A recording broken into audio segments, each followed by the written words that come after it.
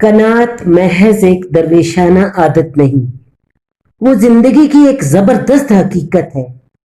قناعت دراصل اس پختہ مزاجی کا نام ہے کہ آدمی ان حالات کے ساتھ موافقت کر کے رہ سکے جن کو وہ بدل نہیں سکتا۔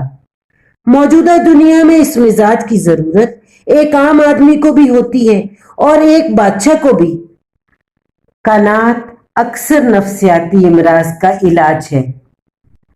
قناعت کا سب سے بڑا فائدہ یہ ہے کہ وہ آدمی کو دنیا کے مسائل میں غیر ضروری طور پر الجھنے سے بچاتی ہے اور اس طرح اس کو موقع دیتی ہے کہ وہ اپنے وقت اور اپنی قوت کو زیادہ سے زیادہ آخرت کے کاموں میں لگا سکے۔ مولانا حمید الدین فراہی ایک مخلص عالم تھے۔ ابتداً وہ علی گڑھ اور حیدرآباد کی یونیورسٹیوں میں استاد رہے۔ آخر عمر میں وہ مدرسۃ الاصلاح سرائے میر اعظم گڑھ میں مقیم ہو گئے اور قرآن اور تعلیم دین کی خدمت کرتے ہوئے عمر گزار دی۔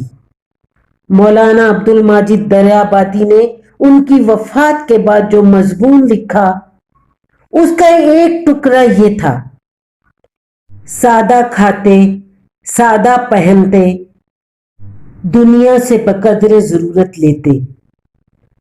کھانا کھا رہے ہیں، دسترخوان پر صرف دال اور روٹی ہے، دال میں نمک کم ہے، بلا کسی ناخوشی کے اوپر سے نمک ملایا اور چہرے تک سے ناگواری نہ ظاہر ہونے دی۔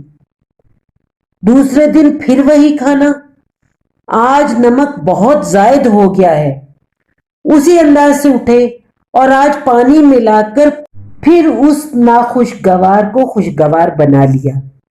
شریک طالب علم کچھ جھنجھلائے، کچھ دنگ رہ گئے، منہ سب نے بنایا۔ فرمایا، بھائی بات کچھ نہیں، ایک چٹنی تیار رکھو، بغیر پیسہ کوڑی کے خرچ سے تیار ہو جاتی ہے، جس کھانے میں ملا لو گے مزیدار ہو جائے گا۔ چٹنی کا نام ہے قناعت۔